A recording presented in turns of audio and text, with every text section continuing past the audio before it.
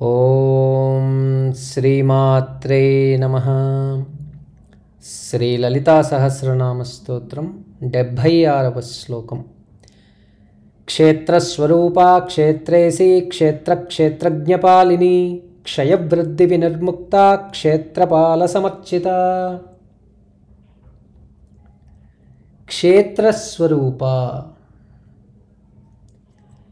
క్షితి యొక్క మార్పు క్షేత్రం. క్షితోగత్యో ఇది క్షేత్రః. క్షేత్రకళత్రే కేదారే సిద్ధిస్థాన శరీరయోః అని అమరం. ముక్తిని ప్రసాదించే స్థానములు శరీరములు. అవి క్షేత్రములుగా పిలువబడుతూ ఉన్నాయి. ఈ మాటనే గీతాచార్యులు ఇదం శరీరం కౌంతేయ క్షేత్రమిత్యభిధీయతే అని అన్నారు. 24 తత్వములను నేర్పుగా కూర్చిన కూర్పు ఈ శరీరం. ప్రకృతిలోని సర్వ ప్రాణులు తమ తమ గత జన్మల శుభాశుభ కర్మ ఫలితానుభవాలను అనుభవించేదానికి జగన్మాత చేసిన ఏర్పాటు ఈ శరీరాలు. 24 తత్వములందు చైతన్య రూపంగా ప్రకాశించుచున్న మహాస్వరూపం జగన్మాత. ఆ జగన్మాతయే సర్వ శరీరములను ధరించి భాసించుచున్నది. కావున ఆమెయే క్షేత్రస్వరూప. ఓం ఐం హ్రీం శ్రీం క్షేత్రస్వరూపాయై నమః. క్షేత్రేసి, కర్మానుభవమున ఏర్పడిన శరీరములు స్థూలం, సూక్ష్మము, కారణమని 3 విధములు. ఒకదానిలో ఒకటి కలిసి ఒకే శరీరంగా కనపడుతుంది. సర్వ కార్యములకు ఉపాధి శరీరం. శరీరమాద్యం ఖలు ధర్మ సాధనం అన్నారు పెద్దలు. అట్టి శరీరములను కూర్చుటకో వాటిని నడిపించుటకో సమర్థవంతురాలు జగన్మాత ఒక్కటే, మరొకరెవ్వరూ లేరు. చైతన్య శక్తిగా శరీరాంతరాలలో ఉండి నడిపిస్తుంది అమ్మ. అంతేకాక అష్టాదశ శక్తిపీఠములు ముక్తిప్రసాద క్షేత్రములు. శైవమని వైష్ణవమని క్షేత్రములు అనేకములు. ప్రసిద్ధములు, ముక్తికారకములు కూడా.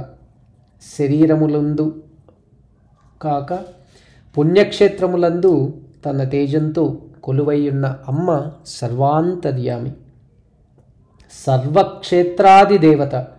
అందుకే పరమేశ్వరి క్షేత్రేసి అని నుతించబడినది.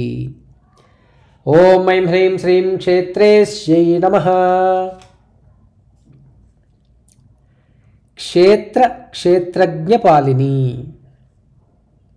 24 తత్వముల కూర్పు ఈ శరీరం. 24 తత్వములండునది, వాటిని నియమించున్నది పరాశక్తి. క్షేత్రం, క్షేత్రమును నియమించు క్రియాశీలకం క్షేత్రేసి. సర్వశాస్త్ర ప్రమాణంగా 24 తత్వములను చక్కగా నెరింగినట్టి సాధకుడు క్షేత్రములను తెలిసినట్టివాడు, క్షేత్రజ్ఞుడు.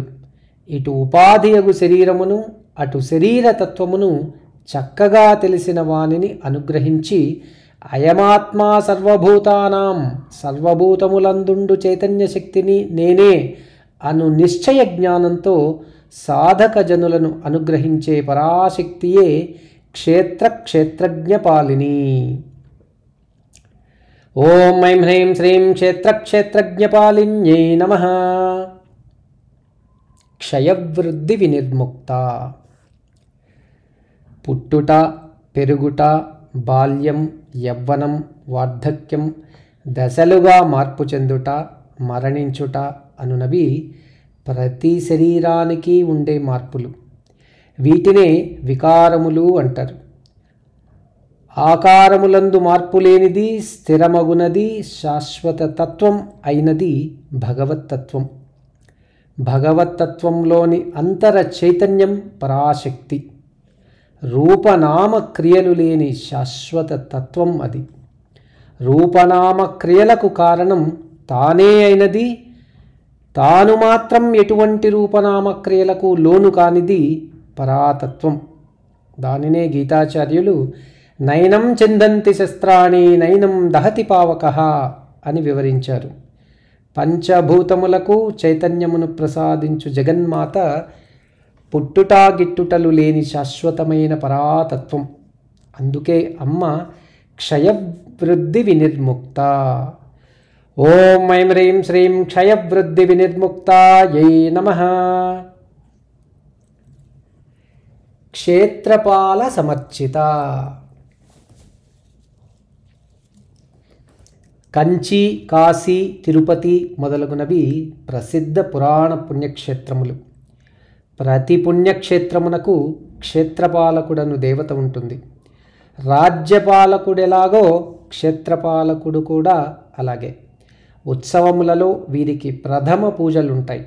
అందుకే వీరిని క్షేత్రపాలకులంటారు. అట్టి పుణ్యక్షేత్రముల యొక్క పాలితుల చేత అర్చించబడు సర్వదేవతా కళాంశ రూపం పరమేశ్వరి. ఈ శరీరం క్షేత్రం. శరీరంలోని జీవభావం క్షేత్రపాలకుడు. సర్వజీవుల యొక్క సమిష్టి జీవభావమే సదాశివుడు. సృష్టి అను క్షేత్రమునకు పాలకుడాయన. సృష్టి యందున్న పరాశక్తిని సదా అర్చిస్తూ ఉంటాడు.